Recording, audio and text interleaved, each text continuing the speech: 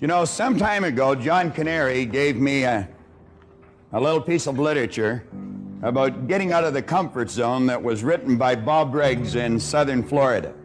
And there's some excellent information in here. Many of us are pretty comfortable in our life. We've got a reasonably good income.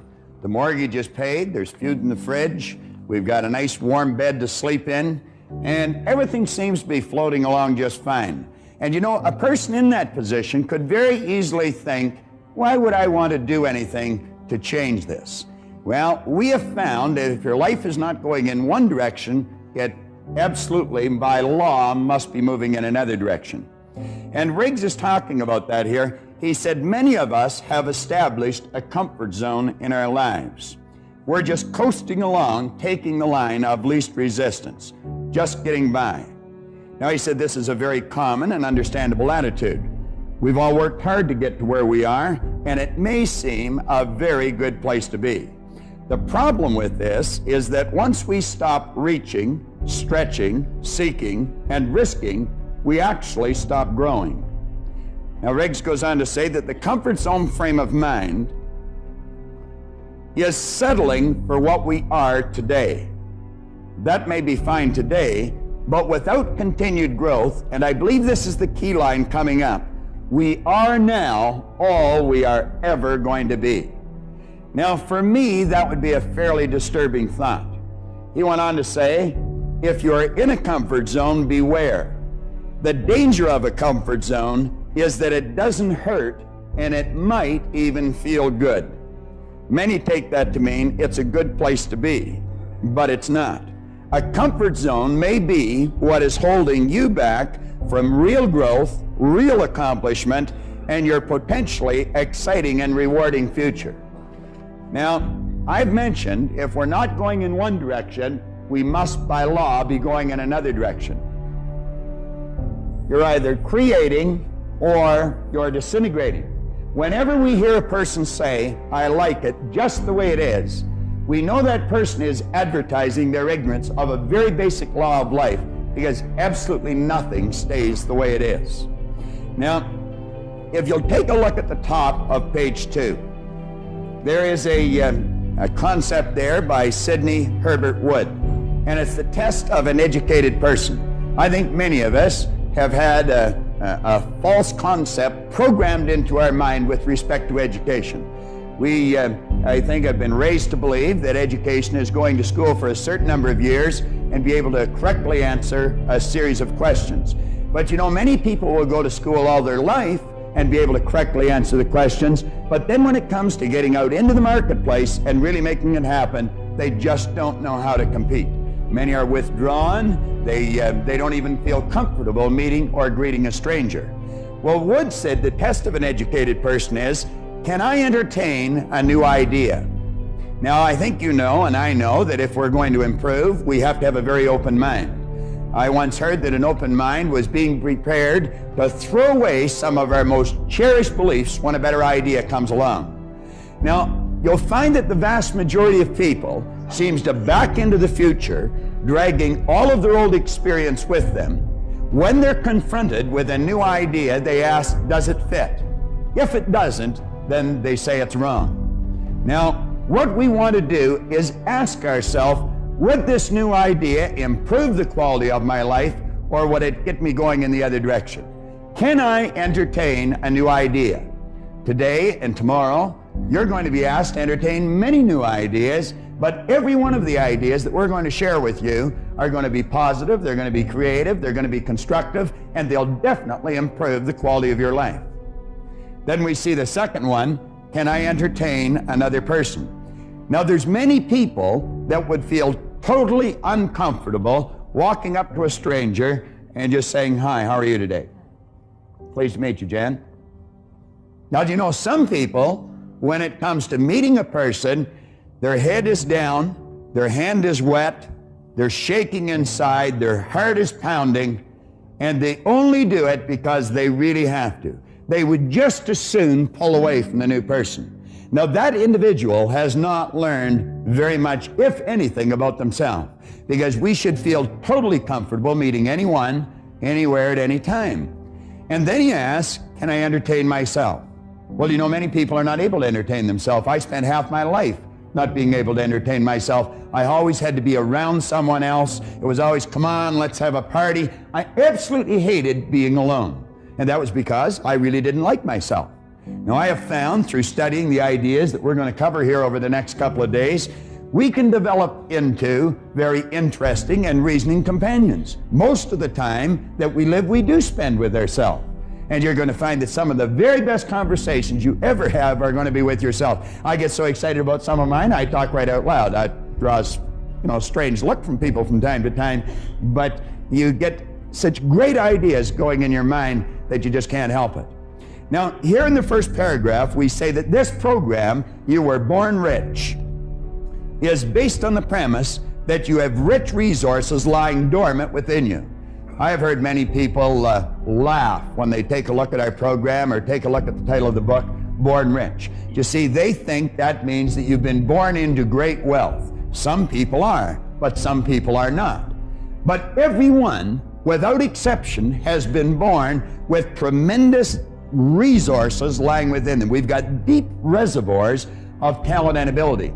And through following right rules and natural laws, we're going to find that we can draw that potential to the surface and we can bring it to bear, and it will cause the manifestation of prosperity in our material world.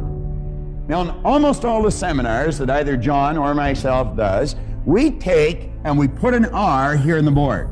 Now, what I would like to suggest you do is you let that R represent the results that you're getting in your life. Now, there's three areas that we're going to suggest that you focus on. One is happiness, one is health, and another one is material wealth. Now, when I first started to study this material, I was not happy, I was not healthy, and I definitely was not wealthy. I had a chap sit down with me, and he saw something in me that I obviously wasn't capable of seeing in myself. His name was Raymond Stanford, Raymond Douglas Stanford. In fact, I named my son after him, Raymond Douglas Proctor. And Ray looked at me and he said, Bob, let this here represent results that you're getting in your life. Then he asked me if I thought he was a happy person, and I said, yeah, I thought he was. He said, have you ever seen me sick? And I had to admit I hadn't. He said, have you ever seen me when I was broke? And again, I had to admit I hadn't. Well, he proceeded to tell me that he thought I was one of the most miserable people he had ever met. Well, and you know, it was true. I was an unhappy human being. He said, you're always sick.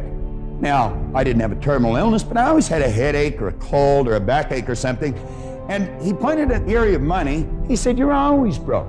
He said, you're forever trying to hit somebody up for a couple of dollars for gas. Now, if I was to put this in proper perspective for you, I was earning $4,000 a year at the time, and I owed $6,000. So do you see, I wasn't really interested in being happy or healthy at the time. I figured if I could just get this money problem straightened out, everything was going to be great. He proceeded to tell me that there were certain laws governing happiness, and if you follow them, you can just keep getting happier and happier. That sounded a little foreign to me, but that was his opinion. And he pointed out that you and I have an ingenious system built within us to keep our body in excellent working order. And then when he talked about the area of money, he said, he said there's exact laws governing wealth. And he pointed out, he said, this stuff cannot talk, but it can hear. And he said, if you call it, it'll come. Well, I can assure you, I was ready to yell at the top of my lungs. I mean, if there was anything I wanted, it was some money. I figured it would take the heat off for a little while. Ray suggested that I go out and buy this book. It's Napoleon Hill's book, Think and Grow Rich. And he said there's a secret in this book. And he said, if you can find the secret in the book, you can have anything you seriously want. Now, you take a person that's unhappy, not very healthy, is in debt, you'd have a difficult time accepting that. I was 26, and I just couldn't accept the idea. But as Ray said, your way's not working, why don't you try his? And that's what I'd like to suggest to you today.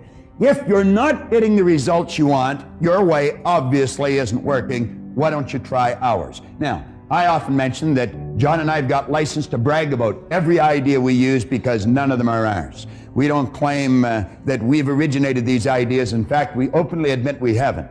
We've just gathered them from books here and seminars there and great teachers all over the world. And what we've done is put them together in an organized, coherent manner. So if your way is not giving you the results you want, I would suggest that you take a real serious look at these ideas. Now, I looked for the secret and I couldn't find it, but I found in one place here, he said, a peculiar thing about this secret is that those who once acquire it and use it find themselves literally swept on to success with but little effort, and they never again submit to failure. What a marvelous promise. He said, if you doubt this, study the names of those who have used it, wherever they've been mentioned. Check their records for yourself, and you'll be convinced. Now, he lists upwards of 100 names here. He's got Henry Ford, William Wrigley, James J. Hill, George Eastman, Theodore Roosevelt. He goes on here, John D. Rockefeller, Thomas Edison, Luther Burbank, Woodrow Wilson. How could I relate to any of those people? I couldn't relate to them. But you see, in that first part, he said, check their names or check their records wherever they've been mentioned. So I did that. And I got out books on Edison, and I got books on Rockefeller, and I got books on Woodrow Wilson, and all the great people that he had mentioned here. And you know what I found? I found they were no different than you. They were no different than me. Many of them had very little formal education, which made me feel fairly comfortable because I didn't either. Many of them had very, very rough roads to start on. But I found out we were essentially all the same. Do you know what was different? The results they were getting. And as I studied on here further, in his chapter on persistence, and he mentions that persistence to the quality or to the character of the human being is like what carbon is to steel, he said the only thing that he could find in Edison or Ford that he never found in everyone else was persistence. They'd get a hold of an idea and they'd stick with that idea. And I look back in my own life and I never did that. I'd try something a couple of times, and if it was rough, I quit. I'd have people saying, oh, Bob, why don't you just give it up? I'd say, yeah, you're right, and I would. Now, you see, the people I was mixing with, they were losing too. I never stuck at anything. So I made up my mind, if I ever found this secret, I'd work it right until I died. Now, I did find the secret. It was in 100 different places in the book, and it was simply sit down, decide what you want, write it on a card, carry the card in your pocket, and read it as often as possible every day. Now, keep in mind, I was earning $4,000, I owed $6,000. I was sitting in a fire hall at the time, and I wrote on the card that I was going to have in my possession by New Year's Day of 1970, $25,000. Now, I wrote that on the card in 1960. You know, the idea of having $25,000, it was sort of a fantasy. I don't think there was $25,000 in the whole fire hall at the time. Now, I wrote that in the card in 1960. Keep in mind, I gave myself a decade to pull this deal off. I really didn't believe it was going to happen. But I found out a couple of things. I found if you write a lie on a card and you read it often enough, you're going to start to believe it. And you know, William James, back around the turn of the century, he said, believe, and your belief will actually create the fact. Well, I did what he suggested. I read this card every day. I'd carry it around and I'd just keep reading it. And one day one of the guys in the fire hall got a hold of it and they pulled the card away and they passed it all around. Everybody started to laugh. Proctor's going to get rich. I had a chap in a seminar the other day that he said the same thing had happened to him. He was in a seminar and he got one of these gold cards and they passed it around at work and he said, everybody laughed at me, but he said, I'm winning. Now, I didn't read the card in front of anyone any longer, but I kept reading it. I'd go to the bathroom, and I'd sit in the toilet and lock the door, and I'd read the card. Or I'd be driving down the street, and I'd come to a traffic light, and I'd haul the card out, and I'd read it. Now, something very funny happened to me. 1 year later, I was earning $175,000 a year. Now, that's an enormous change, and it went well beyond $1 million in a year. Now, that was not supposed to happen. See, everything I'd been taught since I was a little boy indicated that if you don't go to school, you can't win. If you don't have business experience, you can't win. I had not gone to school. My second month in high school, they asked me to leave. I'll never forget how happy I was when they made that decision. As I look back, they were probably much happier than I was when they made that decision. But here I was 16, I had very little knowledge, I had absolutely no skills, and at the very best, my attitude was poor. What chance did I have? I really didn't have any, but I didn't know that. And so I just bummed around from job to job, in and out of the Navy, in and out of factories, in and out of bars, mostly in and out of bars, until I was 26. Here I was at 26 when Ray sat down with me I had very little knowledge, absolutely no skills, and my attitude had not improved greatly. But he introduced me to this idea, and I found out it doesn't matter what's happened in the past. You may not have a colorful background, and maybe you have. You may not have a lot of formal education, and maybe you have. But it really doesn't matter. If you've got a goal and you're willing to stick to it and study the laws, you're going to find out that you can win. Now, that was like an emotional impact, and I had to find out what happened to me. And so I made up my mind that someone had either written in a book or they were talking about it. And I made up my mind I'd read every book that was ever written if I had to. And I'm going to tell you, I have one of the finest libraries on personal development, psychology, the area of the mind that you're going to find anywhere. And I don't just mean library of books, I mean library of tapes and records. And I would travel anywhere in the world that I heard of a good seminar to find out more about myself. Find out more about you. Find out what makes us tick. And you know a strange thing? I found as I studied me, I understood you better. Because we are essentially all the same. And that's just sort of the way it works. This seminar is nothing but the culmination of all that study. But it wasn't just study, it was a lot of practice, a lot of painstaking study, and an awful lot of experience. And John and I have seen great changes take place in our own life, but better still, we've seen phenomenal changes take place in the lives of the thousands and countless thousands of people that have studied these seminars. We've done these seminars as far away as Takapuna, New Zealand. We've done them all over the United States, every state in the United States, and we've done them all across Canada. People in England are studying this right now. As a matter of fact, this book, Born Rich, is being read in Russia right now. That's a fair distance away from here, and it's a lot different philosophy than most people in that country are used to. Now, we point out here that material wealth is a normal and a natural state for you to live in. Intellectual comprehension, come down to the third paragraph on page 2. It's vitally important. Intellectual comprehension of this program is not difficult. In a relatively short period of time, you will be prepared to correctly answer a battery of questions about this Born Rich program. If you read it, memorize it, you could answer almost any question in it. But that doesn't mean that you're going to win. You could very quickly say, I know. Someone mentions something, we'll say, I know. I know somebody that says that all the time. Doesn't matter what you say to her. Vera says, I know. All right. Now, knowing and doing are poles apart. And I point out in 2 or 3 places in the book that reading and memorizing are not going to make you successful. It's the understanding and then the application of wise thoughts that count. You must understand the idea, and you must go out and act on the idea, regardless of how much your old program wants to hold you back. You've got to bust out of that shell and do the thing that you've got to do. Now, John Ruskin here gives us an excellent concept on education. He said, education does not mean teaching people what they do not know. It means teaching them, showing them, leading them to behave as they do not behave. Now, the compensation that you're going to receive for following the ideas that you're going to be studying for the next couple of days is absolutely incredible. I could do nothing but keep expressing great ideas when I talk about the good that can come to you. You can do anything you want. You can have anything you want by following these ideas. Now, I choose to believe that every one of you wants something. Way down deep inside of you is a dream. And every now and then that dream floats to the surface of your conscious mind. And when it does, you quickly push it out and you say, I can't do that. Now, the truth is you can, you just don't know how. And if you can get that straight in your mind, I'm going to tell you, you busted out. Now, Vernon Howard one time pointed out in a magnificent book, Mystic Path to Cosmic Power, you cannot escape from a prison if you don't know you're in one.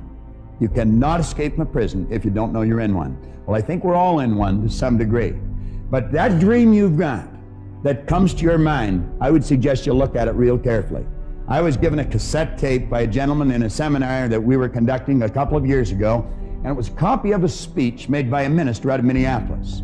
And there were a couple of lines in that tape that were absolutely incredible. He said, the saddest thing when he's officiating at a funeral is not the death of the body, but the death of all the dreams. It's that house you were going to build and never built. Maybe that car you were going to get, never got. That trip you were going to take and never took. the business you were going to start and build, but never did. Well, the saddest thing is not the death of the body, but it is the death of all the dreams. We've got to do what's inside of us. Let's not go to the grave with the music still in us. Now, as we go through this seminar, John's coming on in a minute to lead you through the part about proper use of the seminar. But as we go through it, understand this. If you do not direct all of the information you're going to hear towards a specific end, the information will probably be rendered useless. So, what I would suggest you do, as John's coming up here, just jot down in shorthand, in your book, anywhere on a blank space, that's something that you want. And look at the quote on the bottom of page 2. Ralph Waldo Emerson said, "Do the thing and you'll get the energy to do the thing." Do the thing and you'll get the energy to do the thing. Don't wait. Start right now, whether you're ready or not. Just say, I'm going after it, I'm going to get it, and your present circumstance has got nothing to do with where you're going. Later on in the book here, you're going to find that there's a quote by a magnificent author. He said, your circumstances may be uncongenial right now, but they will not long remain so if you perceive an ideal and strive to reach it. Now think of that. You may not have much money. Your social life may be in a bit of a chaotic state. Maybe your business isn't going the way you'd really want it to go. He said, your circumstances may be uncongenial, but they will not long remain so if you perceive an ideal and strive to reach it.